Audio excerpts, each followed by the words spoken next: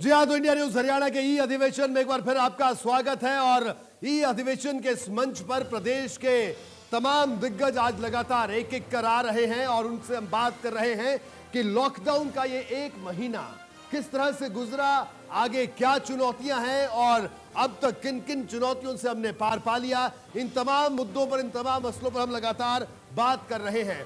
और इस वक्त हमारे साथ मौजूद है आईएनएलडी के नेता और पूर्व नेता प्रतिपक्ष अभय सिंह चौटाला साहब हमारे साथ मौजूद हैं। अभय सिंह जी, आपका स्वागत है इंडिया न्यूज हरियाणा के ई अधिवेशन में। बहुत धन्यवाद आपका। जी अभय सिंह जी, किस तरह से देखते हैं लॉकडाउन को? एक महीने से ज्यादा का वक्त हो गया, लॉकडाउन ने सब काफी चीजें बदल दी इस कोरोना काल ने, तो किस तरह से आप देखते हैं इस पूरे एक महीने को?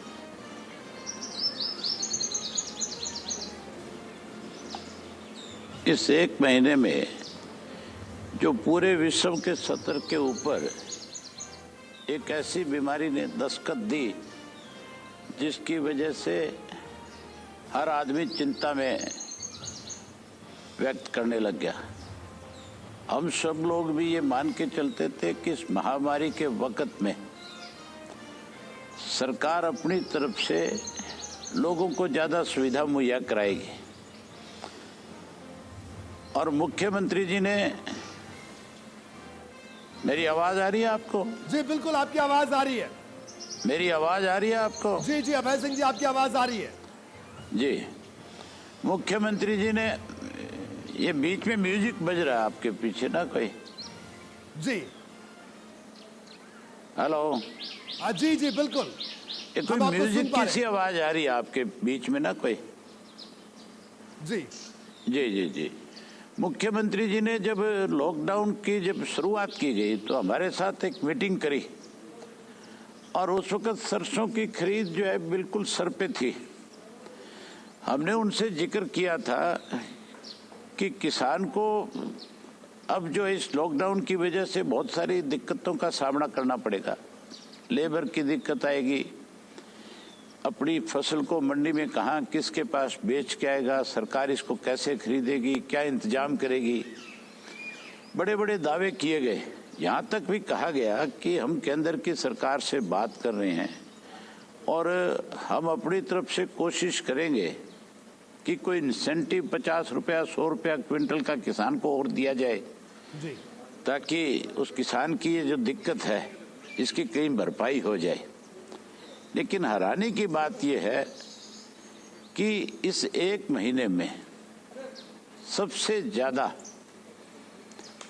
अगर किसी को तकलीफ पहुंची है, सबसे ज्यादा अगर कोई दुखी हुआ है, सबसे ज्यादा दिक्कत और कठिनाइयों का सामना किसी ने किया है तो वो किसान ने किया है। जी, किसान की फसल मंडी में गई, किसान को बेइज्जत होना पड़ा। उसकी सरसों की भरी ट्रालियां इन्होंने मास्टर्स के नाम पे वापस भेज दी। इसी तरह गेहूं के अंदर हर रोज इस बात की शिकायत आती है कि जी हमारे गेहूं के अंदर भी मास्टर्स के नाम के ऊपर हमारी ट्रालियों को वापस भेज दिया जाता है। और ऐसी हालत है, आप सोच नहीं सकते, जिसके पास 2 एकड़ जमीन है उससे तो 160 क्विंटल खरीदते हैं और जिस पे 100 एकड़ जमीन है उसको कहते हैं 5 कुंटल लेकर के आ जा। बड़े बड़े दावे करते हैं, लेकिन इन दावों की पोल पूरी तरह से खुल गई। ये कहते थे हमने बिचौलिए खत्म कर दिए, इन्होंने आड़तिया किसी का बिचौलिया नहीं था जी। इन्होंने तो अपने डिपार्टमेंट के लोगों से लूट मचवा दी। आप ये देखो, कुरुक्षेत्र के अंदर जी एक इंस्पेक्टर जो है आपका डीएफएससी डिपार्टमेंट का जो है जी, जो इस बात के लिए सुसाइड कर गया कि उसके ऊपर इस बात का प्रेशर था कि तू पैसे इकट्ठे करके दे। अभी मुख्यमंत्री से बात होनी है 30 तारीख को। मेरे पास और कई सबूत हैं इस तरह के कि जिन लोगों ने उस पर प्रेशर बनाया उन्होंने पहले सरकार को कितना बड़ा चुना लगा रखा है। वो बात भी मैं मुख्यमंत्री से करूंगा। लेकिन इससे ज्यादा दुर्गति और क्या हो सकती है कि 50-50 हजार रुपए की एक इंस्पेक्टर से एक मंडी की डिमांड की जाती है। और मंडियों में आजकल जिन लोगों को लगा रखा है उन लोगों ने कभी बेचारों ने जिंदगी में खरीद करी नहीं। उनको पता ही नहीं कि गेहूं कैसे खरीदी जाएगी, सरसों कैसे खरीदी जाएगी। मैंने एक वीडियो देखा था उचाड़ा मंडी का जी। पुलिस के कांस्टेबल जो हैं बोरियां भर करके तोल रहे थे। पुलिस का काम कोई गेहूं तुलवाना, गेहूं भरवाना, गेहूं बिकवाना नहीं है। पुलिस का काम है लॉ एंड ऑर्डर को देखना। पुलिस का काम है लॉकडाउन में हर आदमी सुरक्षित रहे, इसको ध्यान में रखना। हमारे पुलिस के जवानों ने अपनी जिंदगी की परवाह करे बिना जी जो जिम्मेवारी सरकार ने उनको दी उन्होंने अच्छे ढंग से निभाई, आज भी निभा रहे हैं। लेकिन अगर उनको कहेंगे जाओ मंडियों में जाके तुम गेहूं तोलना शुरू कर दो, तो फिर तो मान के चलो इस लॉकडाउन की वजह से जो कोई आज लोग इस बीमारी से, महामारी से बचे हुए, वो सब इसकी चपेट में आ जाएंगे। अभय सिंह जी, एक सवाल है, क्योंकि आप पर बड़े सवाल उठे कि आप मंडी में क्यों गए। आप मंडी में दौरा करने गए तो बड़े सवाल उठे कि आप मंडी में क्यों गए। हाँ, ये बात आपकी बिल्कुल ठीक है। और उसके बाद विज साहब ने कहा कि कोई नेता मंडी में जाएगा तो कार्रवाई करेंगे। जब किसान को, मुझे कोई डर नहीं इस बात का। विज साहब बैठे बैठे कोई बयान दें, कुछ कहें, कार्रवाई करनी है तो हम मंडियों में गए थे, हमारे खिलाफ कार्रवाई करते 100%। लेकिन कार्रवाई अगर हमारे खिलाफ करते तो पहले इनको अपने वरिष्ठों के खिलाफ भी कार्रवाई करनी पड़ती। मेरे ऊपर उंगली उठाते मैं मंडी में क्यों गया, इनका एग्रीकल्चर मिनिस्टर क्या लेने गया, इनका डिप्टी चीफ मिनिस्टर क्या लेने गया, उनके ऊपर कार्रवाई क्यों नहीं करते, उस कार्रवाई की बात क्यों नहीं करता गृह मंत्री जो है। ये सब लोगों का ध्यान बांटने वाला इशू था। मैं इसलिए गया था मंडियों में कि मुझे मंडियों से बारी बारी फोन आए, मुझे किसानों ने फोन किए, मुझे व्यापारियों ने फोन किए। मुझे कोई खुशी नहीं मिल रही इस बात से कि मैं लॉकडाउन के दौरान इस तरह से अपना घर छोड़ करके कहीं लोगों के बीच में खड़ा होकर के उस लॉकडाउन का उल्लंघन करूं। मैंने जाने से पहले ये कहा था कि मैं डिस्टेंस बना करके जाऊंगा। मैंने सोशल डिस्टेंस सब जगह बनाया, लेकिन हैरानी की बात ये थी कि मैं तो सोशल डिस्टेंस बना रहा था और हजारों लोग इनके पुतले फूंक रहे थे और ये कह रहे थे साथ के साथ कि इन लोगों ने इस प्रदेश के किसान को बर्बाद कर दिया। आप यहाँ आए हो, आपके आने से हमें उम्मीद बंधी है कि शायद हमारी ये लूट बंद हो जाए, लेकिन इस सरकार ने लूट बंद नहीं करी। इनकी लूट ज्यों की त्यों ही जारी है। मैं अभी पीछे एक चीज आपके टीवी पे एक इंटरव्यू देख रहा था जी।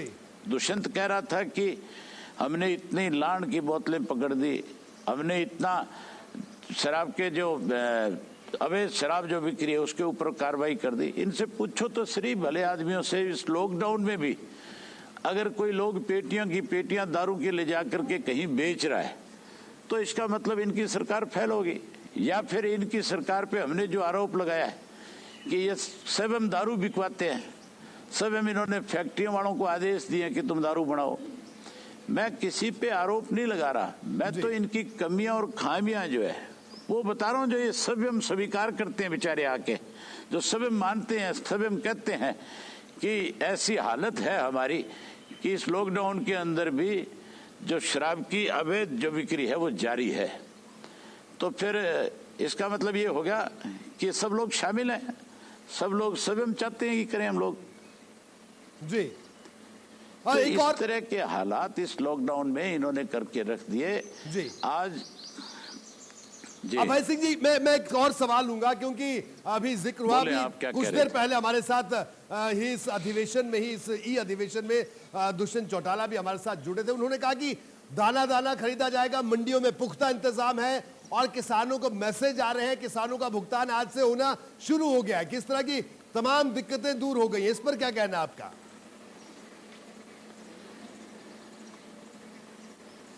ये दाना दाना ही खरीद रहे हैं, एक एक दाना करके खरीद रहे हैं। मेरे पास 76 एकड़ में गेहूं है जी। मैंने 1 क्विंटल भी गेहूं नहीं बेची, सारी अपने घर में रखी हुई है। इन्होंने मुझे जो लिस्ट लगाई, उस लिस्ट में जहां मेरा नाम था उसमें लिखा कि 5 क्विंटल गेहूं लेकर के मंडी में आ जा। तो फिर ये मान के चलो कि दाना दाना ही खरीद रहे ना बेचारे, पूरा गेहूं नहीं खरीद रहे। ये तो दाना दाना खरीद के किसान को बेइज्जत करने में लगे हुए हैं। इनको क्या पता क्या खेती होती है, किसान क्या है। ये तो चौधरी देवीलाल के नाम से कोई दाव लग गया और आज चौधरी देवीलाल के नाम को मान के चलो, इनकी जगह कोई भी व्यक्ति होता हमारे परिवार का तो इस सरकार को ठोकर मार के किसान के साथ खड़ा हो जाता। जी बिल्कुल। और अभय सिंह जब आगे की अगर आज के जो हालात हैं, आज सबसे ज्यादा दुर्गति है। जी जी जी, आप अपनी बात पूरी कीजिए, फिर मैं अगला सवाल जी पूछूंगा बोलिए, आपसे। क्या कह रहे थे आप? अब मैं ये कह रहा था कि अभी भी मुख्यमंत्री को समय रहते भी इस बात का ध्यान रखना चाहिए। ये कहते हैं कि हमने आड़तियों को उनकी जो 2.5% आड़त के हिसाब से 400 करोड़ 450 करोड़ देना है, तो फिर उस आड़ती की दुकान के ऊपर गेहूं खरीदते तो किसान की गेहूं आराम से बिक जाती। फिर ये मंडियों, अलग अलग मिट्टी की मंडियां नहीं बनानी पड़ती, वहाँ किसानों को फिर धक्के नहीं खाने पड़ते। फिर तो आड़ती अपने आप ला करके दुकान के ऊपर माल तुलवा देता और कहीं अब तक एक एक दाना गेहूं का खरीदा जा सकता था। आज भी ऐसी हालत है कि मंडियों के अंदर लोग धक्के खा रहे हैं। 5-5 किलोमीटर लंबी लाइनें लगी हुई है। ये जो आपका अडानी है, अडानी कैथल के साथ जो ढांड मंडी है आपकी, आप वहाँ की पिक्चरें मंगा करके देखो। आपके पास नहीं है तो मैं आपको, मेरे पास वीडियो आया हुआ है उसका पूरा। 5 किलोमीटर लंबी लाइन है ट्रैक्टर ट्रालियों की, और वो अडानी ग्रुप वाले जो गेहूं इनका खरीदते और लेते हैं उसमें डालते हैं अपने गोडाउन में। उन्होंने ये कहा है कि भी इसमें 12% मॉइस्चर है, हम तो आपका नहीं लेंगे। 2 दिन से वहाँ 5 किलोमीटर से ज्यादा लंबी लाइन किसान के ट्रैक्टर ट्राली की लगी हुई है। कहाँ खरीदा जा रहा है दाना दाना? कोई टेलीफोन के ऊपर खरीद दिया तो मुझे पता नहीं। चंडीगढ़ और दिल्ली में बैठ करके दाने नहीं खरीदे जाते। दाने तो मंडियों में जाओगे और किसान के साथ खड़े हो जाओगे और अपने अधिकारियों के साथ सख्ती करोगे तभी खरीदा जाएगा। ये दाना नहीं खरीद रहे, ये तो मंडियों से उगराई कर रहे हैं 50-50 हजार रुपए पर मंडी के हिसाब से। जिस लड़के सतीश की मौत हुई है उसकी सीबीआई से जांच होनी चाहिए। मुझे हैरानी है, विज साहब जैसा व्यक्ति भी ये कहता है कि पुलिस कार्रवाई कर रही है। पुलिस क्या कार्रवाई करेगी? एक थानेदार को जो इंस्ट्रक्शन तुम्हारे सरकार की तरफ से जाएगा उसने उस पर लीपापोती कर देनी है। इसमें तो 100%, क्योंकि ये रिश्वत से जुड़ा हुआ मामला है, उसको रिश्वत से जुड़ा हुआ मामला है, इसलिए इसकी जांच सीबीआई से हो और किसान की पेमेंट तुरंत उसके खाते में डालनी चाहिए। बिल्कुल। तो आपका कहना है सीबीआई से जांच हो पूरे मामले की। एक और अहम सवाल ये कि पूरे देश में चर्चा चल रही है तबलीगी जमात को लेकर, और ये कहा जा रहा है कि कोरोना के सुपर स्प्रेडर्स हैं ये, किन लोगों ने कोरोना को फैलाया। विज साहब ने भी इसी तरह का बयान कुछ दिन पहले दिया था, उसके बाद उन्होंने कई सख्त कदम भी उठाए। इस पर आपका क्या कहना है?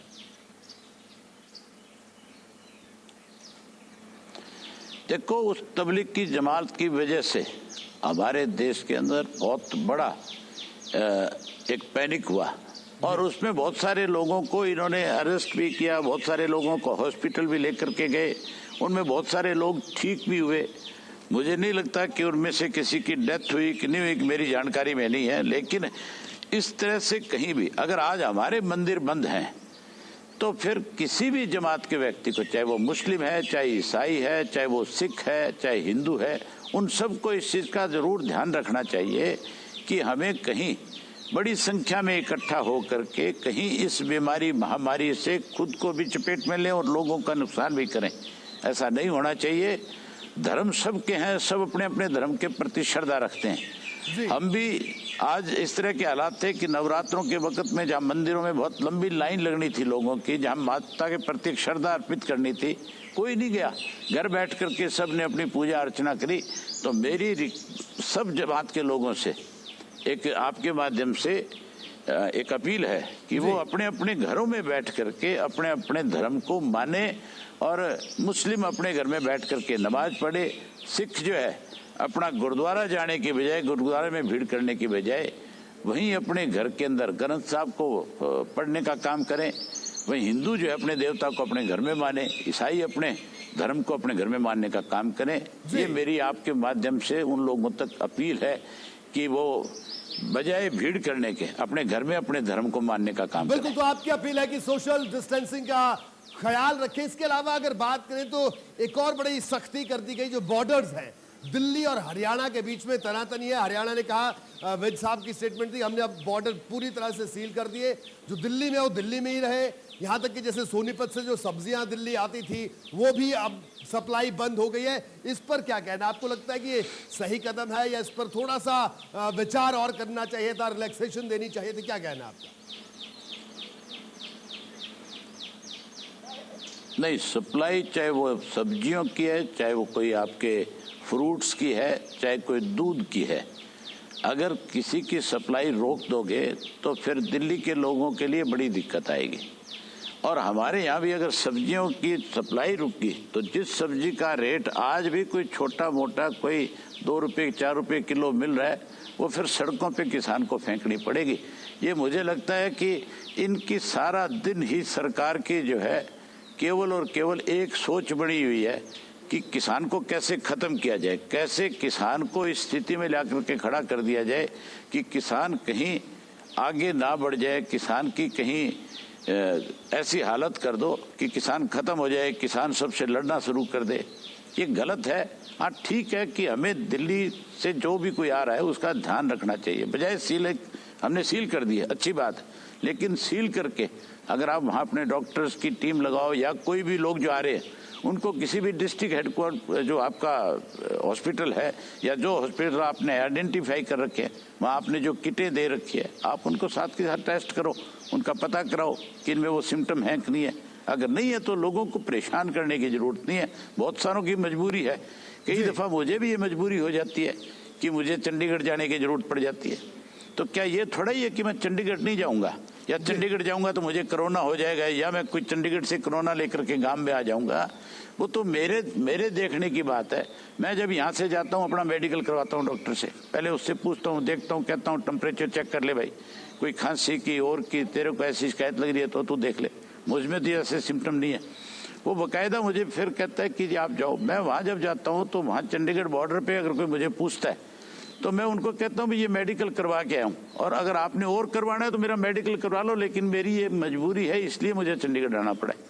तो एक मजबूरी में आप अपनी परमिशन लेकर के कहीं भी आओ जाओ, लेकिन दिल्ली से हमें थोड़ा सा गैप बना करके रखना पड़ेगा, क्योंकि दिल्ली जो है एक हमारी कैपिटल है और उसमें पता नहीं दुनिया के किस किस इलाके के लोग वहाँ रहते हैं, कौन व्यक्ति इफेक्टेड है, वहाँ आज संख्या बढ़ती जा रही है। इसलिए ये ठीक है कि आप अपना बॉर्डर सील करो, बॉर्डर को बंद करो, लेकिन किसी को जिसके पास है उसको परेशान ना करो। ये सब्जियां बंद करना, दूध बंद करना, इनको सैनिटाइजर करके भेज दो आप अपने यहाँ से, क्या दिक्कत है? बिल्कुल। किसान के खेत से ही सैनिटाइज। आखिर में दो सवाल आपसे और आखिरी सवाल। एक तो ये कि चलो मैं तो अपने खेत की जी, इस कोरोना काल में सब कुछ बदल गया, बहुत सारी चीजें बदल गई और राजनीतिक पार्टियों के काम करने का तरीका भी बदलेगा, क्या आपको लगता है? क्योंकि कई पॉलिटिकल पार्टीज हैं, उन्होंने इस तरह की तैयारी कर ली है कि वो किस तरह से अब आने वाले टाइम में, क्या आपको लगता है कि जो परंपरागत तरीका था काम करने का पॉलिटिकल पार्टीज का, वो बदलेगा? आप मानते हैं इस बात को या क्या कहना है आपका? मैं कहता हूं इस कोरोना ने हमें सबको एक बहुत बड़ा सबक दिया है, सबको एक बहुत बड़ी सबक और शिक्षा देने का काम किया है।